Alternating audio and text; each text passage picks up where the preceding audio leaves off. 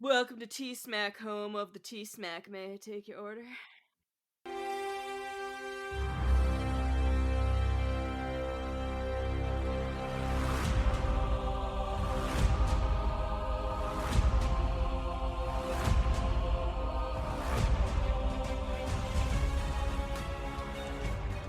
Welcome back, everyone, to another episode of Talking Smack, where we talk superheroes, movies, animation, comics, and much, much more. I am your host, Josh Scar, and joining me this week, as always, is my co-host, Alex. Alex, how you doing?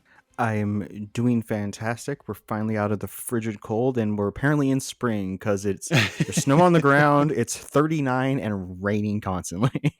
We're supposed to get into the 50s by next weekend. It's insane, but we're It's going to get that absurd. one pre-Easter blizzard that always happens. Oh yeah, We'll get 4 to 12 inches of snow. Kids will get snow days as they're getting ready to get into their last 8 weeks of school, and then they'll have 10 weeks exactly. of school because of all the cancellations that have happened. Exactly. We just gotta repeat the meme that's been going around about living in the Midwest. We don't have hurricanes. We don't have earthquakes. We don't have alligators. We're planning a Disneyland trip out to California, and I've got the Disney bubble brain going of oh, it's gonna be so great. We're gonna be able to do all this stuff. You and I talked about the planning stage stuff where Oh people yeah. enjoy the planning before going to the place, and then all of a sudden they're like, this is horrible. Why am I here? Why are there people? This isn't what I imagined. But I don't have those kind of expectations. I'm dealing with kids who are going to be at the time 10, 8, and 4, or 10, 6, and no, yeah, 10, 8, and 4. So Mhm. I have no expectations other than let them do what they want and enjoy the moment. That is my expectation. But as I'm dreaming about this Disneyland trip that we're planning in a couple of years, I realized, oh, we're going to California. It might rain, but probably not. It's California. It might be a little cooler, but probably no different than what we're used to anyway around that time of the year that we're going. Mhm. But what if there's an earthquake? Because they just had a big earthquake. And I'm like, uh-oh. I don't know how my kids would react to an earthquake. Don't forget, if there is an earthquake that happens while you're there, you can just calm yourself, and you'll know that if it was involved the San Andreas fault at all, Paul Giamatti's looking into it, and The Rock is going to come on a helicopter and save you. Well, hopefully I'm one of the few he saves, because doesn't he only save 3 people in that movie? Pretty much his immediate family. His immediate, yeah. Yeah, unless something strange happens where The Rock adopts me or something, I don't think that's going to happen. But I will gladly call him Daddy Rock. He finally has the trademark for that back from the WWE. About damn time too. Well, this week we are here to talk about I.S.S. and Lift, somewhat new releases based on the time this episode will be going out. We have the ad, but we're going to do the old school split skis here. So we're going to talk about Heck the first yeah. subject, and then we're going to do the break, and then we'll come back and talk about the last subject. And we have some letters from people, some lovely letters, Oh. and we want to make sure we give them shout outs as well. Alex, since we have a dual topic here, I'll let you choose one or two. All right, we're going to talk about I.S.S. Let's get going. So the plan was you and I were going to go see I.S.S. together, or at least at Yeah. the same time-ish, where you'd go to the theater closer to you or more convenient for you, and I would do the same. But you just couldn't make it, and I was really intrigued by this movie. The trailer looked interesting, and I was like, at the worst case scenario, this is probably an okay movie. Yeah, I was amused by the premise because it seems somewhat timely. There's some tensions throughout the world, and the ISS, the International Space Station's up there. We have multiple groups of people in there.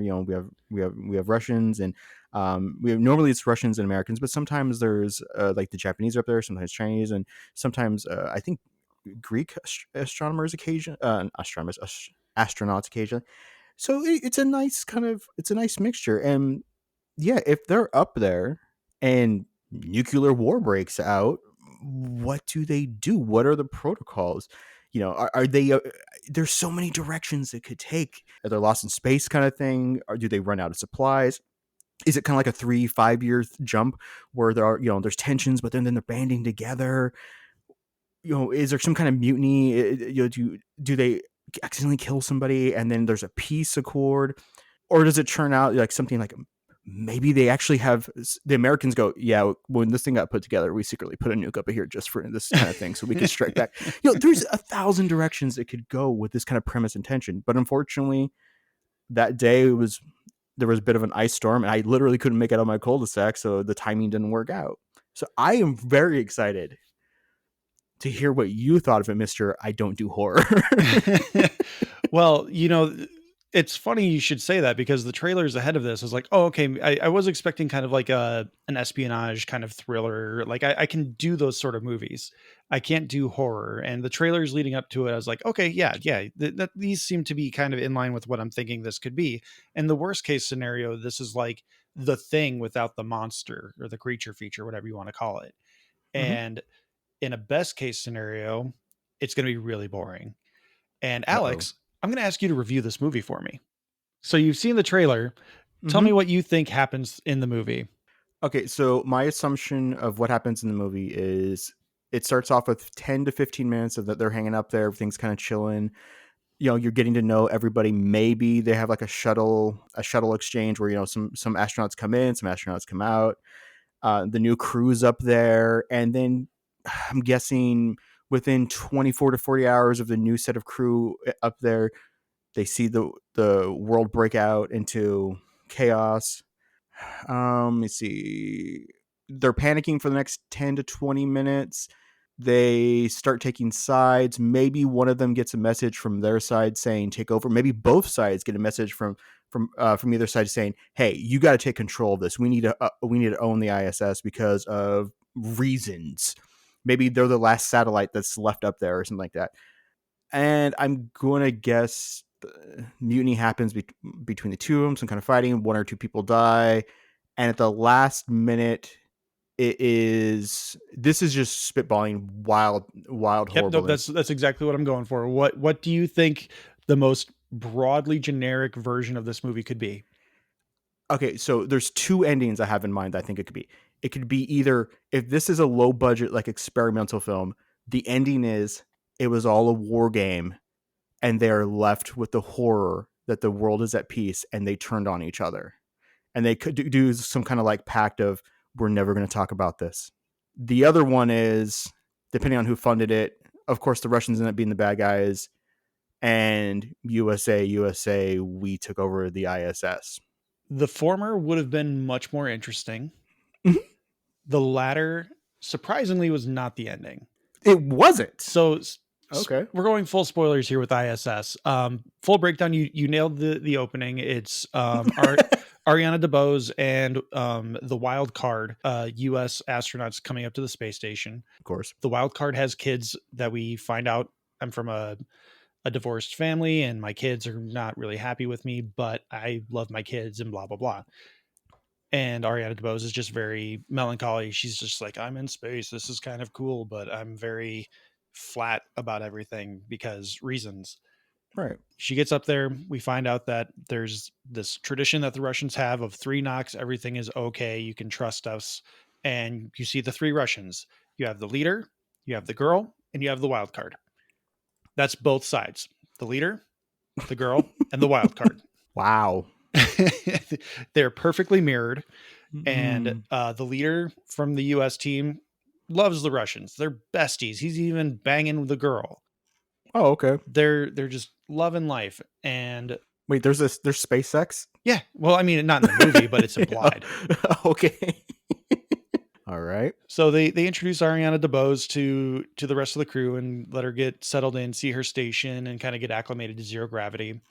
And you nailed it. Within 24 hours, they wake up the next morning. They take her to like the Hubble window where you have a 360 view of the Earth, and Ariana DeBose is just not impressed.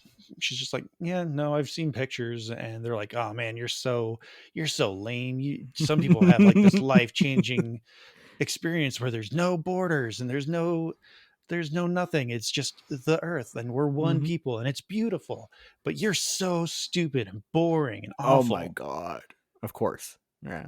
And so they go about their day, and Ariana DeBose kind of goes back in because she's like, "No, I'm one of the crew. I can do this. I can have that feeling." And then she sees the first nuclear explosion go off, and she's like, I think there's a lens flare.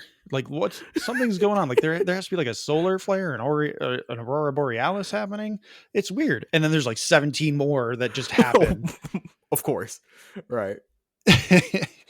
And so Mhm. they try to get in contact with their respective space state or their respective crews on Earth, and they get the notice: take ISS by any means necessary. Of course, yes. Yep, all right. Yep. Because they're unsure of what's happening, they don't tell the other side. Which Leo Allen, I think, like nailed the real world premise of this, which is like it's a bunch of scientists and people who have the idea of humankind and betterment Yeah. on the space station. So they would just be like, let them hash it out, whatever. In a real world setting. Apollo 13 did it so well that yeah, they're constantly being monitored, they're constantly being talked to by the ground. Their days are scheduled. Everything about what they're doing is for the betterment of society, and they're constantly being watched and scheduled. And their day is planned out to like every 5 to 10 minutes. They have to be they're doing something. Either you're supposed to be on the treadmill doing this, you're supposed to be checking on this, you're supposed to be cleaning this. Some of the interviews that I've recently seen of astronauts of like, why are you guys still doing this? Like, well, we're still doing experiments, we're still trying to discover stuff.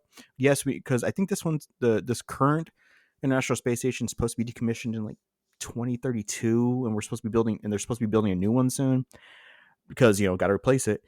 But you really don't have any time to sit and like go like, I wonder if I hate the other people here because you are just constantly in motion and working with each other.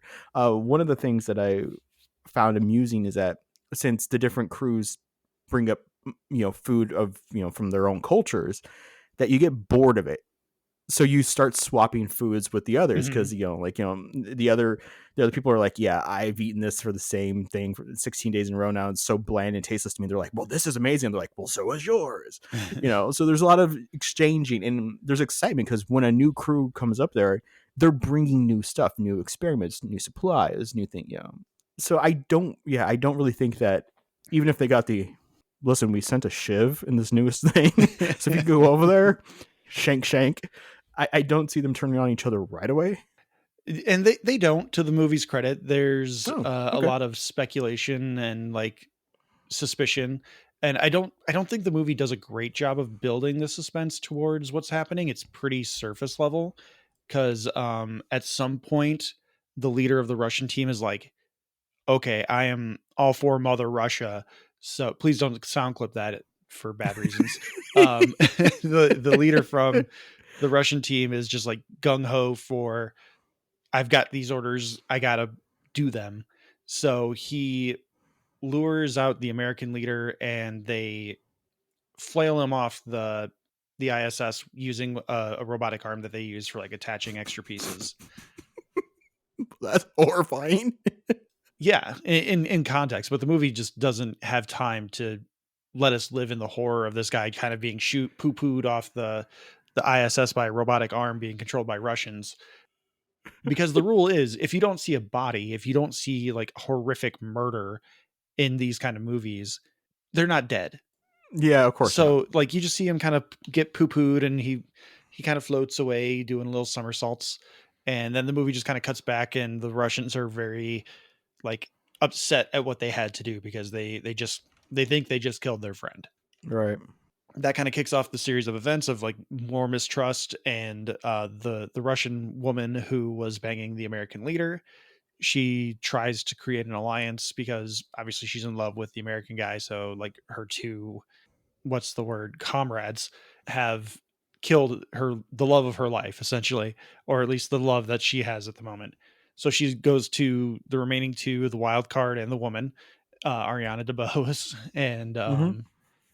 and I just have to say, before he the American leader gets poo pooed off the space station, he and Ariana DeBose are like talking because he's doing an EVA walk, and he's trying to stay calm. So they're just having a conversation, and Ariana DeBose is like, "Oh yeah, I'm so sullen and sad all the time because my fiance cheated on me."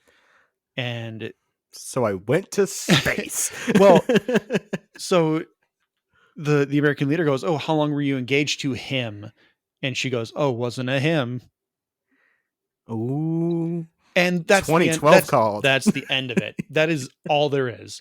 They just need to Right. say, hey, her character is at the very least bisexual, if not lesbian, which Yeah. fine. But maybe do something with that. Like, this is the kind of shit that gets people upset Mhm. about inclusion missions because, like, oh, people are going to get pissed at us if we don't say someone is gay.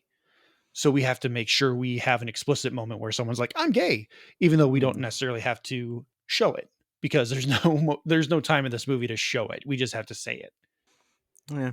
Like queer baiting like that, I think is just disingenuous and it serves no purpose to the story because everyone's has anyone who has been cheated on knows that feeling. You don't have Oh to yeah. go any further into it. And just saying like, oh yeah, she was engaged to another woman does nothing. Like unless you're going to go into like stereotypical Russian bigotry from that moment, it serves no purpose other than it's like the new Bechtel test or an additional Bechtel test where like, oh, was there a gay character? Okay, check. Yeah. So I'm going to skip ahead to the end because there's a whole bunch of nonsense that happens.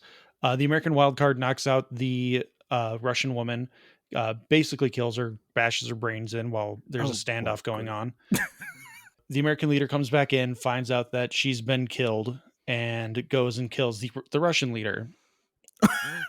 And there's like supposed to be the symbolic moment where the Wait, the Russian American leader got killed? I thought he was thrown off. no, they found him and the Russian wild card brought him back in with the arm that shooed him off initially. He like grabbed onto a solar panel and then they brought him back in by fishing him off the solar panels.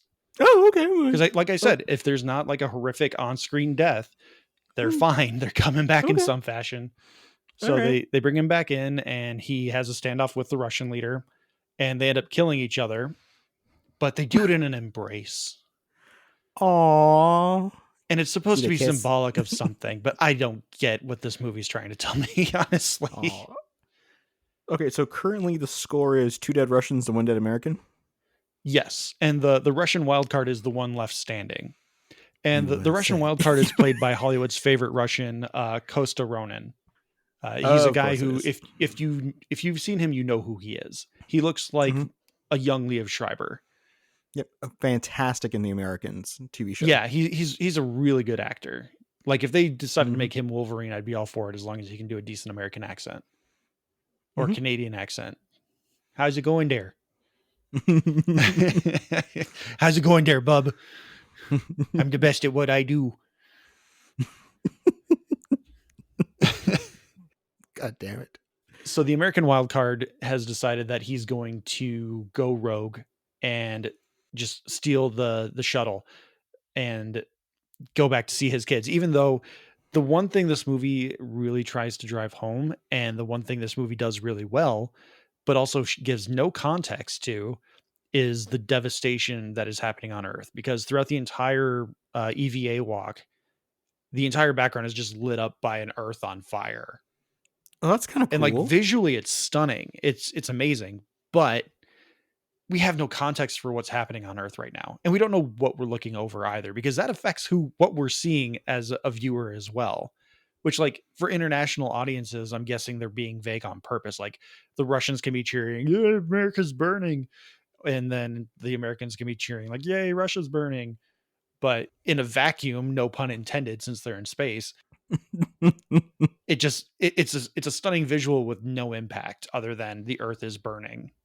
See, I think there would be great moments within there where you could do something with that. You could use that as the moment where you drive someone insane for this movie Yeah, about distrust and like the thing. But yeah, the first because thing that happens when the guy goes on the EVA walk is the American leader says, don't let anyone look out the window. And no one, everyone's like, okay, you got it, boss. well, see, I think that window could be its own character, where it's, you see, they're going through that, the whole blue marble thing with her about seeing the edge of the world, and has no effect. And then of course she tries it. You see the nukes start, and then a little bit later you maybe see the world on fire kind of thing, and then a little bit later maybe only a few little spots of light, and then towards the end of the movie where they've murdered many of each other, they're still fighting for control of the station, and it's just dark because what is left? Well, the You know? problem is the movie happens over the course of like 30. No, it happens over the course of like 9 hours. Oh, okay. So there's Mm. not a whole lot of time to be able to just like ponder the meaning of existence in a nuclear war. And the reason it happens over 9 hours is because like the moment the first nuclear strike happens, there's like a power surge, and they start Mm. drifting off their orbit. So they Oh, have ticking to. clock. The reason why they have to win at any cost at this point is for their survival on the ISS, because they need someone to come and deliver supplies as well as give them fuel to push them back into orbit. And that's Mm. but the movie does not care about emphasizing that and showing that motivation beyond the initial mention of it. It never comes up again, besides the fact that they're like, we need someone to come and give us a boost or give us fuel so we can push ourselves. All right. So what's the ending there? So the ending is the American wild card cuts off the life support, which again, to the movie's credit, there is a little bit of a like continuous thing happening where the one of the first things that they mention is that the life support has like this low hum. And so Mm. throughout the entirety of the movie, there's like this a very steady bass line that sounds like your air conditioning running or your heater running. Oh, cool, cool. And at some point in the movie, Ariana DeBose like wakes up and that bass line is completely gone, and the Nice. sound shifts a little bit, Very and cool. you pick it up immediately because the minute they say it, they're like, okay, someone's eventually cutting the life support. Yeah. But I did like that sound design choice where they did make sure that there's at least a hint of it throughout the space station and throughout the movie. So this is by far the best part of the movie, where you have one Russian, two Americans, and the one American has basically gone insane. He's like, I got to get home to see my kids. I'm getting there at any cost. Oh And yeah. he's buttering a sandwich with a giant carving knife. Like it's like Crocodile Dundee, where like that's a knife. And Ariana DeBose is like, "Can I have that? I would like to have some jelly on my sandwich as well." And he's like, "There's some plastic knives over there. I really like this knife. I'm not going crazy. I'm not suspicious at all." Never. And so they have like this big moment, and there's a callback to the 3 knock rule with the Russians, where Ariana DeBose is trying to open up the jelly, and she bangs it on the counter 3 times, and the Russian like looks back at her, and she just kind of gives him a little nod, and they kind of confront the wild card, and he's constantly just like, my kids, I'm trying to get back to my kids, even though like again the movie doesn't show us, but it's implied that pretty much the entire West Coast and like going down to Texas is completely demolished, like it's just gone. Dang. But they don't give us any hint of what's happening because the movie's not interested in showing us regional destruction or giving us any kind of updates on that. But eventually the wild card dies, and then, to the surprise of me and probably most people, one Russian, one American survive in the spirit of the space station, and they descend back to Earth, but in the most like mundane way possible, where they detach from the ISS, and the Russian asks Ariana DeBose's character, "Where are we going?" And she says, "I don't know." Okay, so the ending is they abandon the space station, so it's going to burn up, and they just jettison to fuck it. Let's see what happens. Yeah, pretty much. And so the one plot point that I forgot to mention is that wildcard Russian dude, who is not actually wildcard Russian, it's actually the leader who is the wildcard. He's working on a radiation sickness antidote, cure, Oh, something. cool. Well, that's cool. And so, with nuclear war breaking out, the winning side getting that antidote is going to have a big leg up in recovery.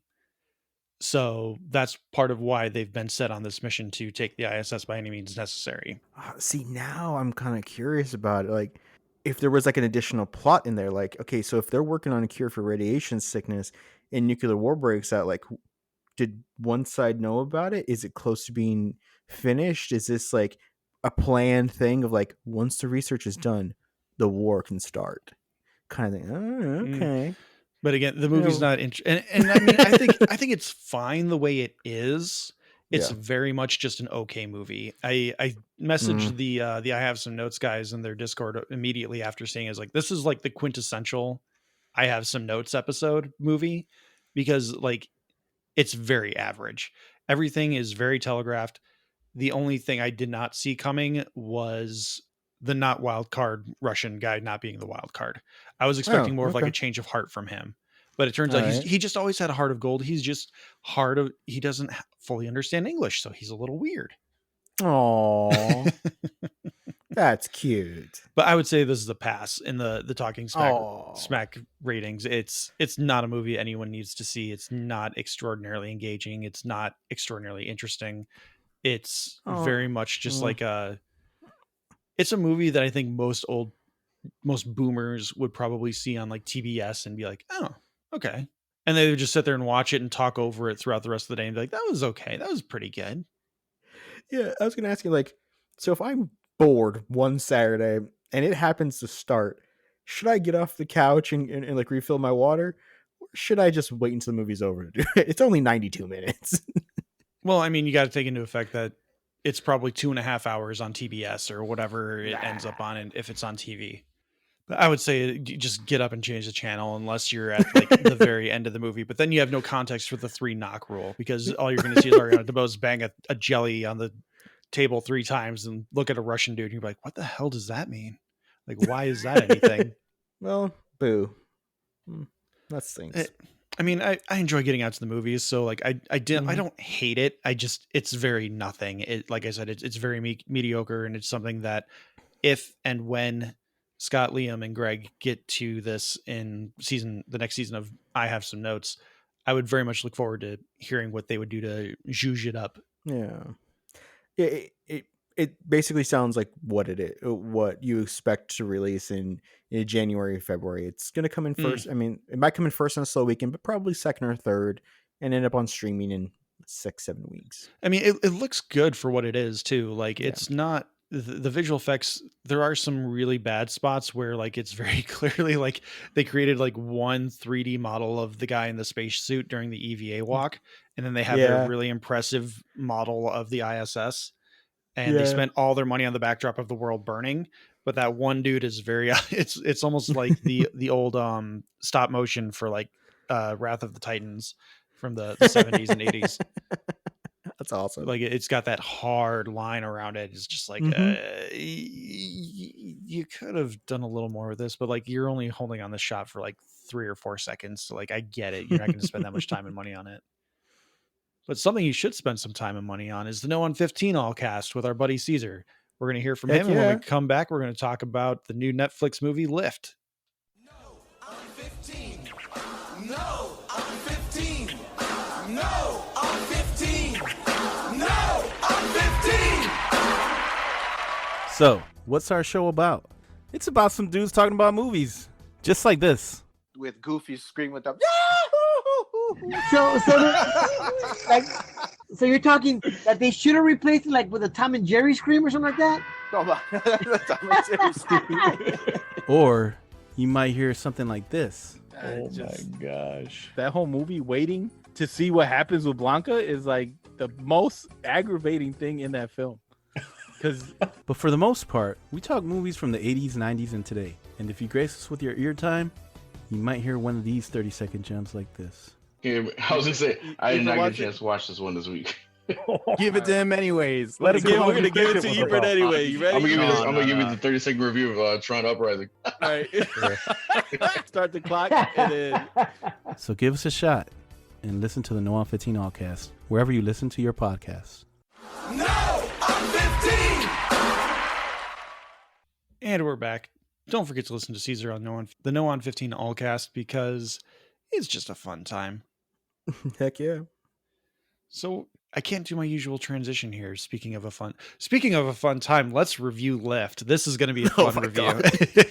This is going to be this. I've been looking forward to this part of the podcast. So this is a late addition to the episode list, because I Oh, think boy. I saw a trailer for it on Tuesday, and I was like, Kevin Hart in a heist movie on Netflix. What could go wrong? I love a heist movie. So I think you watched it like that night, and then I watched it the Mhm. next day. I told my wife, I'm like, let's see what it is.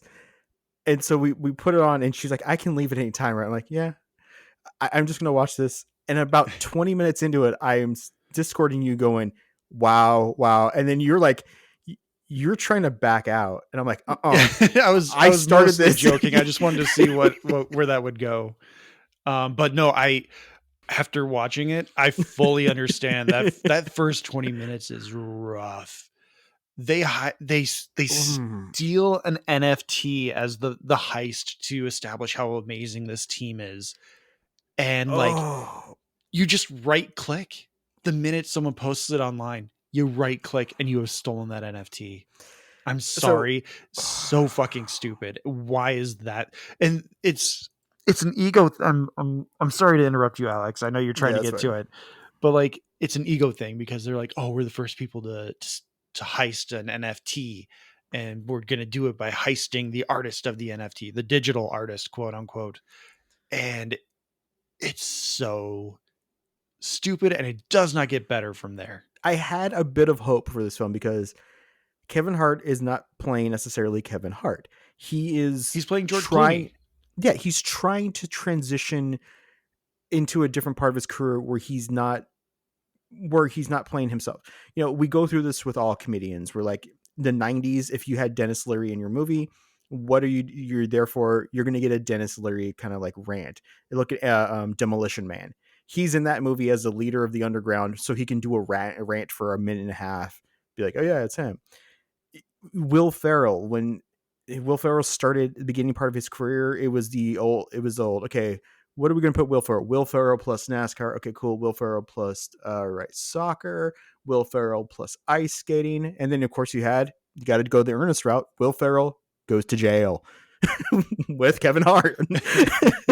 So he's transitioning to, he wants to take on a little bit more meaty roles. And you have a good director. You have F. Gary Gray. He did The Negotiator, A Man Apart, The Italian Job, Law Abiding Citizen, Straight Outta Compton, but Fate of the Furious, and then Men in Black International, and now this. Oh, he's on a downward slope. Yeah, he is. And he loves his drone shots too. Mm-hmm. And like, I have said this before, I will say it again, and I will say it probably until the day I die, or at least until 4K is no longer the standard for high definition and we get 8K, 10K, 20K, whatever it is. 4K is hideous. 4K looks terrible. I hate it. And like when it's used on a 4K drone that's used for like sports shots, it's very obvious when you use a different camera using that drone than when you're using for filming. Mm-hmm.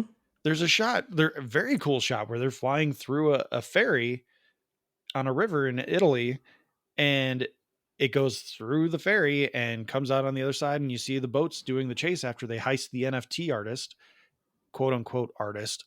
And very cool shot. Very distracting in how different the lens looks compared to everything else they're using in this scene. And again, 4K looks hideous. I don't care if anyone's like, oh, but you can see the pores on their nose. I don't need to see the pores on their nose to make me immersed in their story. I think part of that has to do with Netflix has a few mandates for their films, and one of them is you can't use film; it must be shot digitally. So they're using all these super crisp, high grade cameras, and they're not doing the processing to add what we expect from. We expect a little bit of blur, a little bit of grit in our film. You can have something look beautiful and crystal clear, film wise. But when you have that 4K perfect look in a movie that you have when looking at a sports event, it looks so weird as a film because you suddenly become, it's the old Family Guy joke. Peter is at a play and he stands up and shouts, I'm very aware watching a play right now, and storms out, and it's like Meg at like her kindergarten Romeo and Juliet thing. It has that texture and feel to it of like, wow, this is way too crystal clear and sharp. I don't care what's happening right now. It loses it. And yes, The first 25 minutes of this film is they're stealing an NFT. They're proud they're stealing an NFT. And my exact note was, this premise was dated as they were filming. Yeah, it's kind of like the cryptocurrency arena from Creed 3. Like, Oh, yeah. yeah, you guys Mhm. filmed this like 3 years ago during the pandemic, huh? Oh, My first three texts to our group here, because I figured Justin had already watched this, which he has. It's in his latest episode. I have not listened to it yet, but nope. you should listen to Justin. I'm sure he has an amazing rant going on with this one. My first three texts were, Jesus Christ, they're bidding on an NFT. This heist movie went downhill real fast. And the federal agent the federal agent knows all art history bullshit, making them the intellectual equal to our quote unquote protagonists. So I will give a little bit of praise to the cast. Kevin Hart is trying to transition into a more serious role. He's not cracking jokes. He's not doing you don't have an over the top moment of him, uh, of him having a reaction to something where you get that big comedic jump or something like that. He's trying to play, as you said, the George Clooney straight man kind of thing. You have Gugu Mbatha Raw, who most people know from Loki. Yeah, she's Ravana. Yep, she is doing well with a part that she's trying to do the role of the Pierce Brosnan film from the early '90s, the Thomas Crown Affair. She's the Interpol agent who knows him, Kevin Hart's character. They have a bit of a past. Will they? Won't they fall back in love Tom again? Hanks in Catch Me If You Can. Like exactly all these great heist movies. Like you need that dynamic of the intellectual equality where like they're in the same plane. It's just a matter of time before the law catches up to the bad guy. Like something's going to happen when the bad guy gets caught. And how they get caught is the dumbest bullshit. Oh my god. They sold the NFT and then they paid back the bid and they got caught because they didn't have the money beforehand. Yeah, so there's like a weird loophole in high end bidding where if you don't have the funds to cover when you place the bid, it's fraud. Like, yeah, which makes sense because you can't like bid on something and be like, I'll pay you back next week when I sell this thing for a profit. So she pulls Kevin Hart's team in for one mission to stop like this drug. I don't even know. It's something about gold. Vague Golden terrorist weapons. bullshit. Yeah. Drugs, weapons. They're gonna fund ISIS and the next great terrorist attack. Yeah. You have Sam Worthington as Abby, the Interpol agent's boss, which basically is a thankless, here's a paycheck job, act like a racist, and he eventually acts like a racist. Yep. Yeah, great. You have Vincent D'Onofrio. I don't understand. You have Kingpin in this role, and it's this weird role where I want to ask him one day, what drew you to this role? Because his role as the Netflix money. Yeah, well, yes. But his role in the heist crew is he likes to put on personas that are really bad, so bad everyone knows it's a persona with like really horrible makeup, and he just seems to show up. Yeah. That's his role. He doesn't save the day anywhere. He doesn't like punch somebody out. He literally, for the last 2/3 of the movie, the distraction. Is on a plane. He's the boomer who needs the air tank because he spent too much time smoking in his youth. Yeah.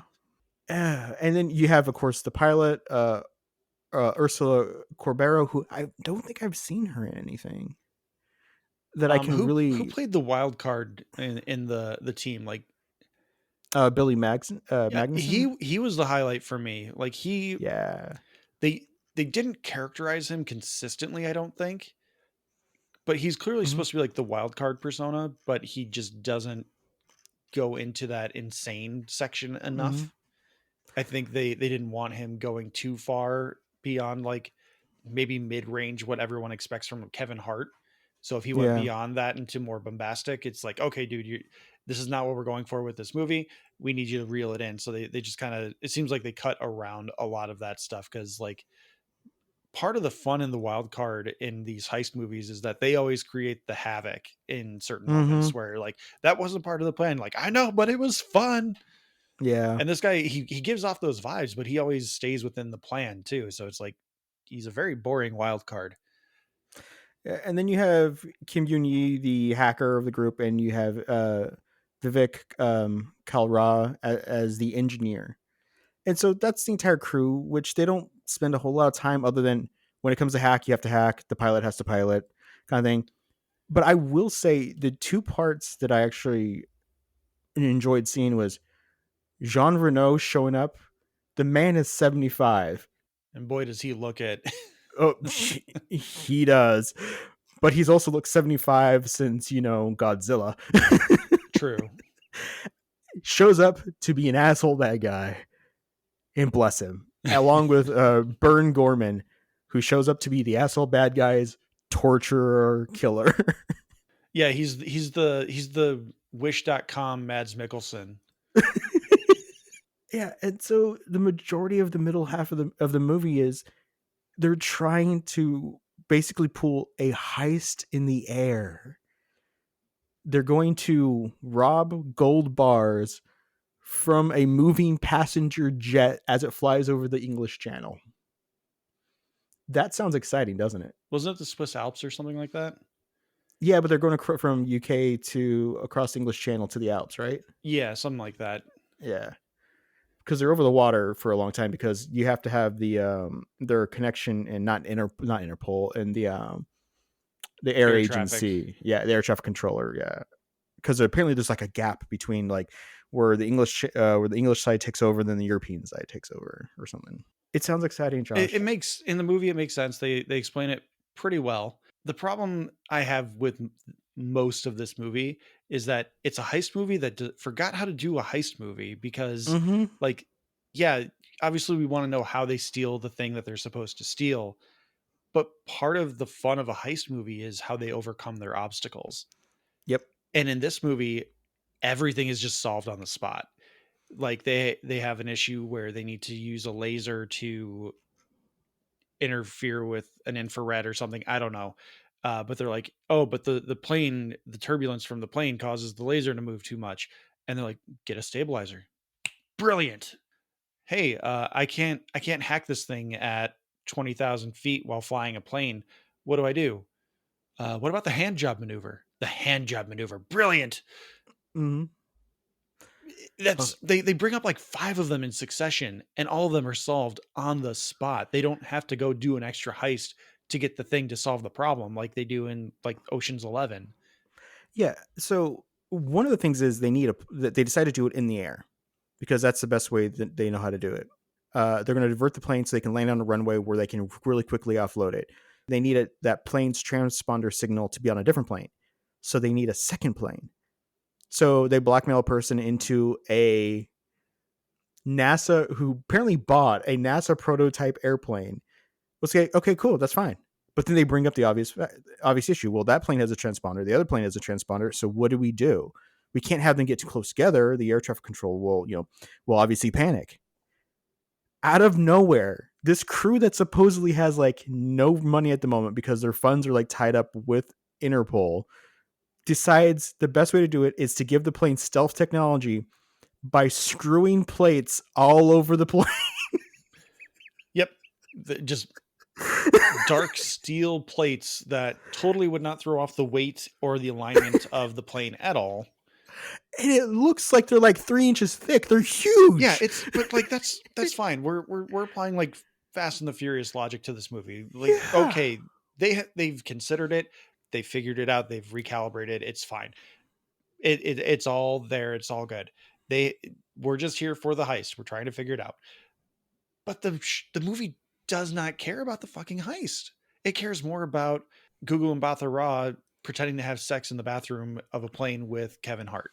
Okay, that is the only part where I started chuckling and my wife was giggling. Oh, I knew you knew that was coming. They're setting up all this romantic tension between them, and they're on a plane. Like, yeah, they're going into the bathroom together. Yeah, they have to go in the bathroom because she has to put together the device to work on the transponder. But then some mild turbulence, she drops it. He has to come because he apparently, if she's in there for more than 25 seconds, knows to go knocking on the door. And so, yeah. And then, of course, somebody else has to go and come on knocking the door. So what are they pretending to do? Yes, they do the Mile High joke. But I actually kind of enjoyed that because she starts doing that and looking at him like, are you going to join in? And versus the more comedic thing of like immediately like, oh yes, I would immediately join it. He's actually reluctant about it. He's like, okay, I guess I'll start making these sounds. That was actually amusing. I can see And there was that. a little, there was a little bit of cleverness to it. There's a hesitation to it because there's history between Kevin Hart and Gugu Mbatha Raw's character where they met up like the year prior and they both lied about who they were because she's an Interpol agent and he's a thief. And so obviously you're not going to highlight that information to a tryst. And so they got mad once they found out that each other kind of lied to them. And Kevin Hart's character plays it off very suave. He's like, "Oh, hey, it was a week. It was a pretty fun week. How about another week?" And she's just like, "No, it wasn't even a full week. It was 5 days. I'm a professional." It was a business week. Which I thought kinda, that was good writing. That I will give credit to that. But like everything else in this movie is just so cliche. At one point, I went they're 9 for 9 in cliches. I'm just waiting for the inevitable betrayal, leaning towards Sam Worthington's character, which to the movie's credit, they did not do a betrayal other than the Nope. fact that like there is a moral betrayal of Sam Worthington's character who is willing to let Gugu Mbatha Raw's character die to prevent Jean Reno from getting the gold to do terrorists. There wasn't really ever a twist I was not expecting to happen, other than the really big twist at the end. But that I consider that more of a cheat than a twist. So during the course of having to hijack the plane, the bad guys are already on the plane. Bad guys end up capturing them, hijacking their plane to move the bars onto their plane. And it's just, I didn't even find that the sequence fun, because what do they have to do in order to get free on their own plane? The pilot, because apparently the bad guys do not have a pilot, which she starts making the plane do barreled runs and twists and flipping stuff because she's now trying to shake off the stealth tech so that the air traffic control can see their plane so that they can then get the Swiss Guard involved with their VTOLs Swiss Guard to come and chase them down, to shoot them down, but not to shoot them down because of course there's an Interpol agent on board. And well, they only get saved because they're civilians. Like Interpol is, but they say there's civilians on board through a giant LED screen on the bottom of the plane. Yes, because it's a NASA party plane. Yeah, from a tech bro. Yeah, and then of course they end up crashing basically at Jean Reno's place, which that anybody survived that was stunning. But of course, Fast and the Furious Looney Tunes logic. I do love that when they crashed and that literally the plane slides down this big giant mansion runway up to him because he's standing outside, of course. Well, he's 75 years old. He can't go very far. My wife went, come on, do it. And I kind of was like, do what? And of course the plane bottom like falls apart. All the gold tumbles out and she went, exactly.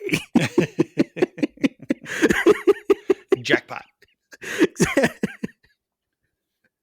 Because my wife knows bad movie logic, and bad movie logic means the gold bars will be right there because of course they will be, because he needs to have confirmation. Yes, I have the money to pay you, of course, for the weapon terrorist stuff. So you can do terrorism. Blah. Exactly. Vague terrorism from a white person because exactly. we don't want to offend anyone. Which, like, no. I mean, that's probably the biggest positive for this movie is it's very inoffensive. Yeah. And of course, you have the Thomas Crown Affair ending of the Interpol agent wanting to run off with the crew. And this is the part that I think is such a cheat. At the very end of the movie, it turns out it was a heist within a heist. Because those gold bars, which, you capture the bad guy, get all the gold bars, are not actually gold bars. They're lead painted gold because they heisted the gold bars between the heist. Yeah, he just kicked the gold bars off the side of the plane at one point while he was having trouble with pressurizing the area with the gold bars. Super simple. If there had been a logical gap in that moment, like again, the standard is Ocean's 11 for modern heist movies. If there's a gap where like you have the video footage and you see there's little visual hints more power to you because you're covering your bases. The only flaw in the storytelling with Ocean's 11 is that if you see the full screen version, Brad Pitt's food plate changes between shots and when they're doing part of their narration. But in this scene or in this movie, they just pull off the quick cheat, like Alex is saying. It's nothing interesting. It's something that's completely predictable. And again, this is where they broke my suspension of disbelief for this movie, or like my goodwill for the movie, because gold bars are practically useless unless you claim them with a bank. Yeah. So these serial numbered gold bars that belong to Jean Reno, even though he's dead now, and like Interpol knows these gold bars exist and had them in their custody, or they had know about them enough that they could probably pull the serial numbers from them. If one of those gold bars comes up, they're done. So they just Yeah. have a really heavy brick. Yeah. And that's basically the end of the movie. But the reason why I consider that a cheat is, like you said, for heist films, Ocean's 11, even Gary Gray's Italian Job, super fun movie. For me, it's the Pierce Brosnan Thomas Crown Affair. But mind you, that's not so much a heist movie as an anti-heist movie. It's an amazing movie, amazing soundtrack. Rene Russo and Pierce Brosnan have amazing chemistry together. And that movie is so well done. You really can't find flaws in the actual heist plan. You just reminded me of, there's also this whole moment of like catharsis in the movie Mm-hmm. where Gugu Mbatha Raw's character tells a story about how her school growing up, that was also like her mother was like the headmistress of the school, had a Yeah. Hockney painting, and it got stolen one day, and that's like why she became an Interpol agent, was because she didn't want anyone else to lose beautiful art because someone Yeah. was being greedy. And Kevin Hart, when they're doing their whole wrap up and going to find the gold as a way to like schmooze her before he reveals that they stole the gold, is that he bought the painting back. He Yeah. found the guy who stole it. He sold it to someone else, and Kevin Hart bought it back. That's not catharsis for this moment. No. Her whole journey is about justice for Mm-hmm. people who steal this shit. Yeah. And what's the lesson here? Steal it, get rich. Someone else is going to get rich after you sold it to them. The moral of the lesson is money buys happiness. The Back to the Future message. That left a bad taste in my mouth, because if anything, you set up a sequel, or you set up like an in-between adventure that you can just be like, oh, they're going to go get it. Yeah. They're going to go steal it from this bastard. That's going to be her first heist. Cool. I'm in. I'm on board for that. Not, he sold it for millions of dollars. I bought it from someone who bought it from someone who stole it from you for millions of dollars. Yeah. Happy ending. They don't do a setup for a sequel necessarily, which is fine. They're not getting one. I would like something, because I mean, you know, Ocean's 11, they rip off the casino. I'll only allow a Lift sequel if they get The Rock in for the sequel, and he has to impersonate, his character has to impersonate The Rock in a big press conference. I'll accept Ryan Reynolds as a substitute. Ryan Reynolds being Ryan Reynolds, pretending to be Deadpool because they're going to heist the movie studio. Wasn't that their Emmy acceptance? There's nothing about it that was necessarily exciting. It was, as you would say with ISS, it was there. It was a movie. I think this one was like an hour and 45 minutes, maybe 2 hours. Yeah. Okay, that was 120 minutes of my day. Mm-hmm. And it's not for us. It's for the crowd that is either going to talk over this movie the entire time and just be like, that was fun. Or it's for the crowd that's going to just turn their brain off and not deal with the things we deal with on a weekly basis. Yeah, it's literally the what's new on Netflix. Click. Okay. I mean, I would rather watch Red Notice before I watch this again, though. Like, Red Notice, I think, is like one of the most generic action movies ever made, and yet it's like the number one thing supposedly the number one thing Netflix ever made. I know we talk more about the bad movies with Netflix, and I'm just like, have they produced a good movie? And off the top Mhm. of my head, I could not figure one out, because like All Quiet on the Western Front, yeah, Netflix put up money for, I think, distribution, but they didn't film it. That wasn't commissioned by them. The Ballad of Buster Scruggs, same thing. That was a Coen Brothers production that Netflix just got distribution for. Beasts of No Nation, again, I don't think that that is a Netflix production. I think that is a studio production that Netflix bought the rights to. The Five Bloods, and I'm going off a list here from Entertainment Weekly where they are listing the 25 best Netflix original movies. Dolomite is My Name.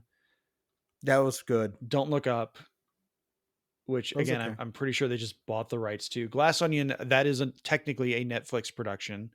I'll give them credit for that one, but that's more of a Ryan Johnson made movie that they're just like, yeah, here's money. Please bring us good reviews.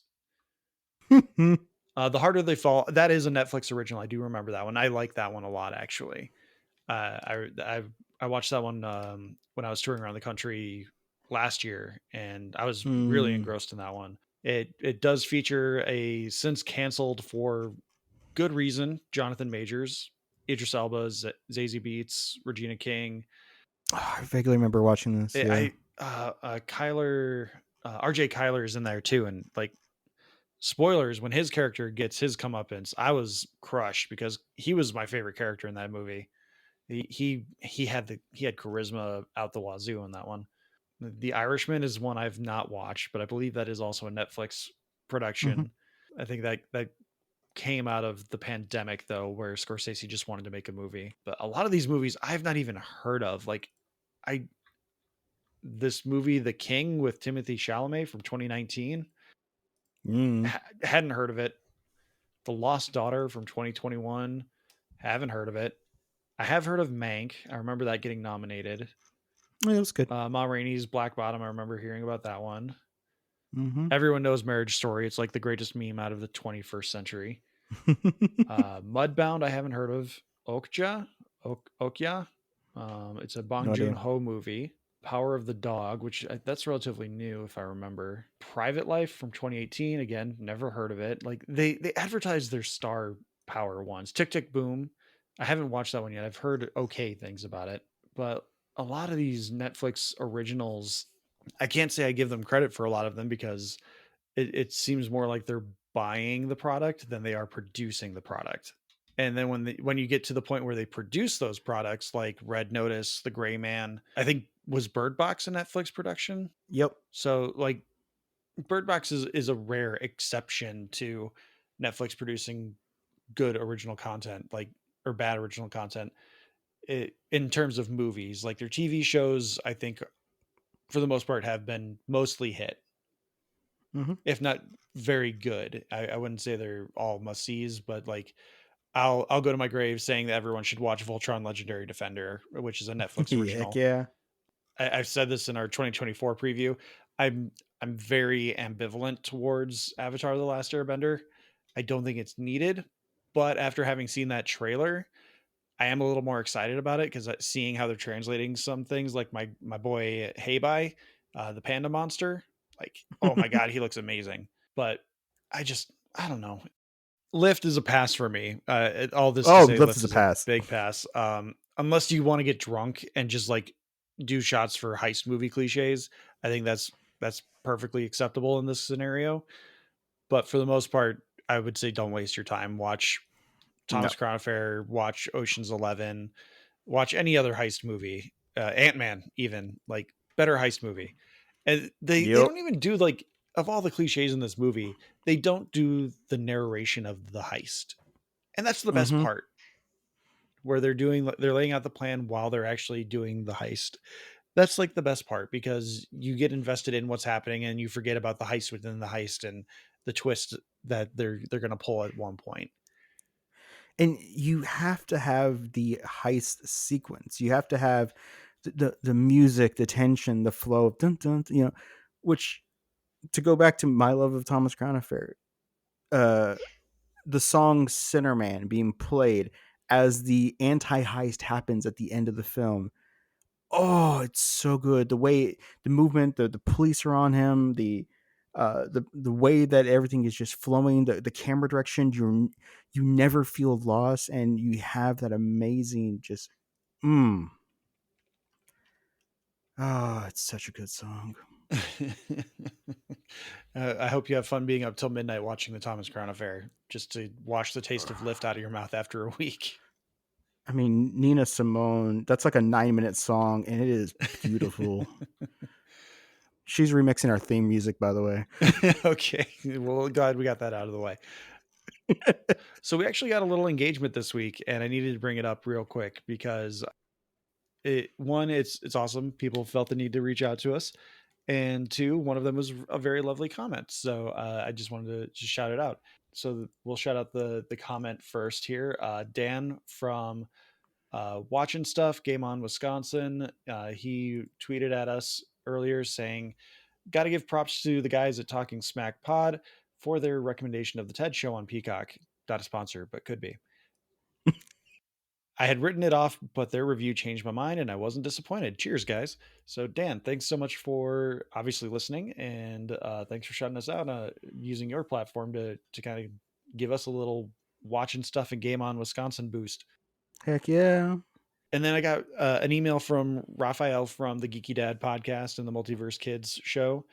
And Alex, you're going to be very interested in this one. But first, well, no, I have to read the email first because I can't get into the other part without getting into this. So Raph reached out to me after listening to our Godzilla review, or Monarch review. He says, Josh, I got to correct you in the latest episode. They didn't go to the Hollow Earth. They were in a place between worlds called I.S.S. Mundi.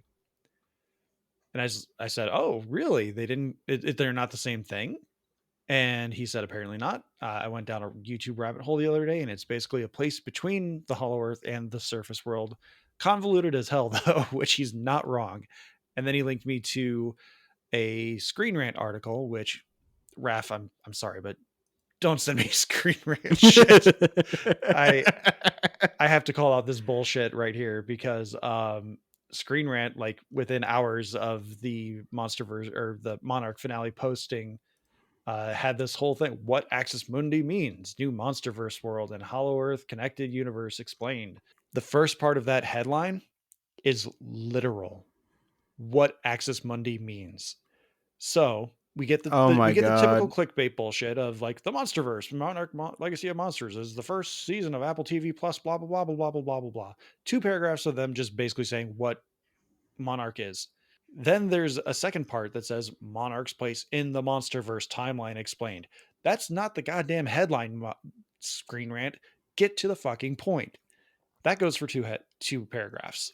The third part, the meaning of Axis Mundi explained. Literally.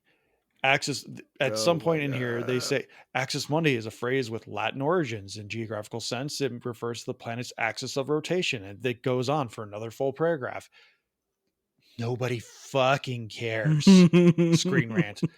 Nobody cares about the Latin origins of this. If they did, they would look it up themselves. If you think that people are going to go in there and read this and be like, oh, that's a fun little bit of information. No, it's not. It's the most useless information that I now have in my brain. Thank you. And finally, we get to the point of the article, which again, to the article's credit, it says Axis Mundi explained, which the point is that it's a Latin phrase. So they're not lying, but it's bullshit. Axis Mundi, the fourth part of this and the final part of this that goes for 3 paragraphs, Axis Mundi is a bridge to the Hollow Earth. So this is like this is bullshit level nerd stuff where they named something different, therefore it is not the same as the thing that people assume it is. So Axis Mundi is a world between worlds. It is not the Hollow Earth, but it's bullshit. And to Raphael's point, it is convoluted as hell that the show spends so much time saying Bill Randa and Keiko are trying to find a way to the Hollow Earth. And then the show takes us somewhere that we assume is the Hollow Earth. And then Keiko just comes out and says, I call this place I.S.S. Mundi. I'm not going to say it's not the Hollow Earth because that would be too obvious and it would explain away too much and fix plot holes. I'm just going to say, I call this place I.S.S. Mundi.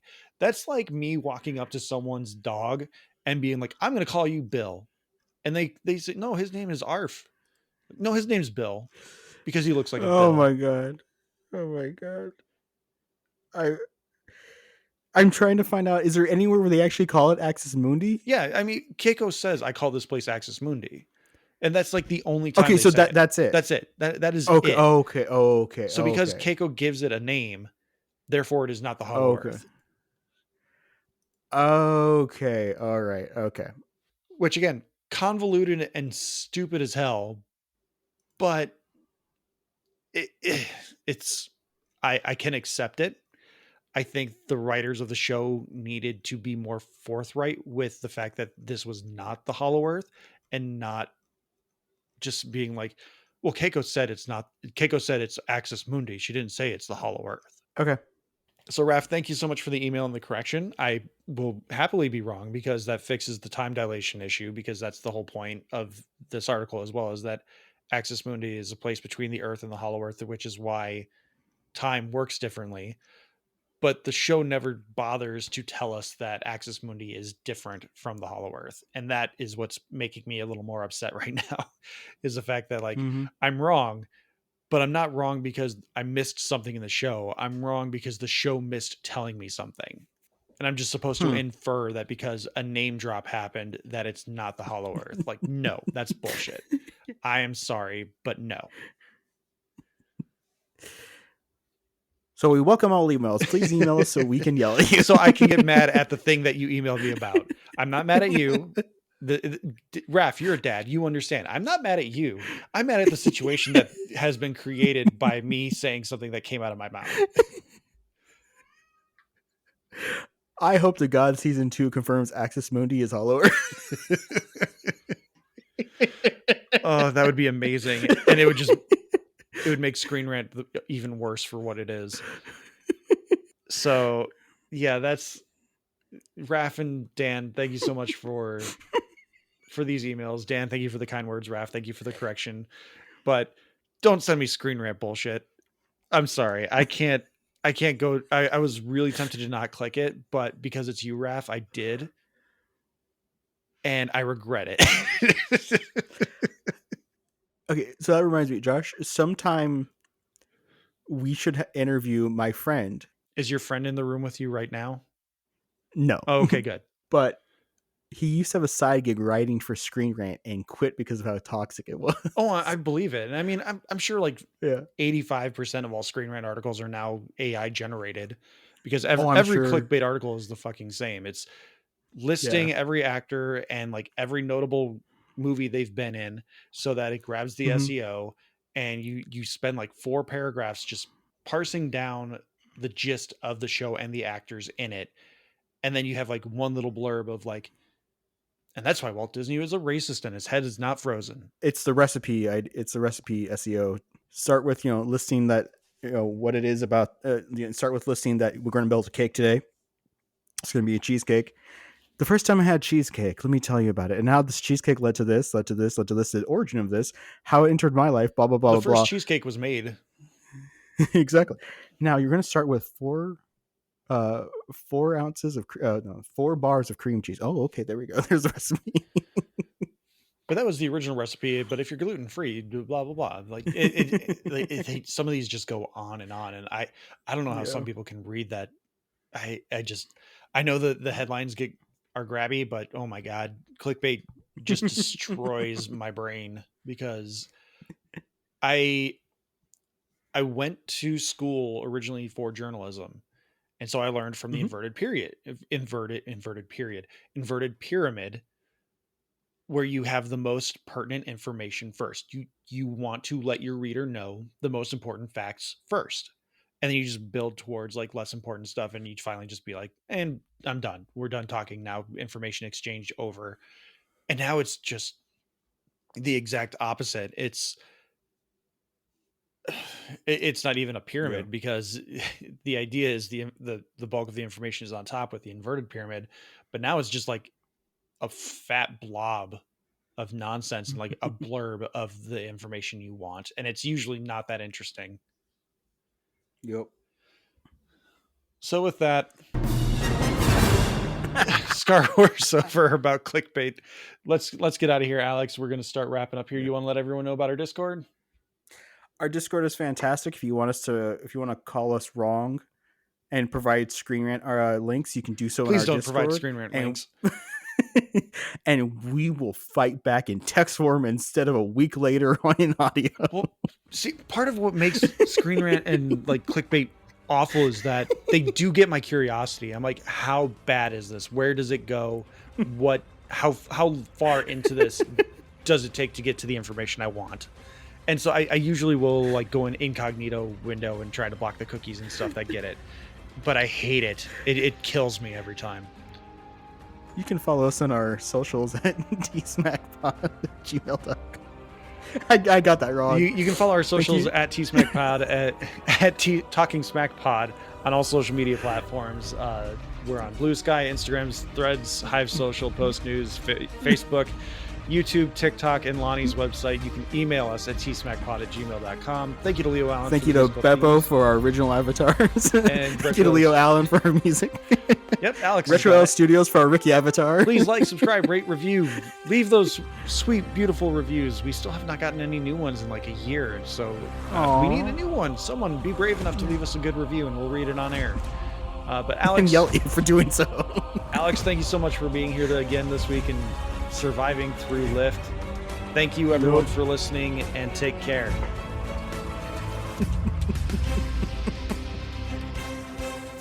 And watch Star Trek. But don't click clickbait.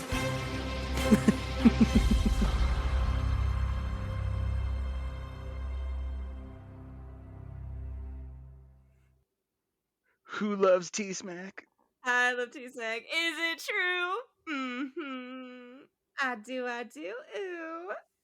Here on the farm, not many people, of course. But if people do turn up and you want them to keep their distance, I've got this. A jobby on a stick. Away you go. Keep away from me. I've got a jobby on a stick. That's for you, Tim and Joey.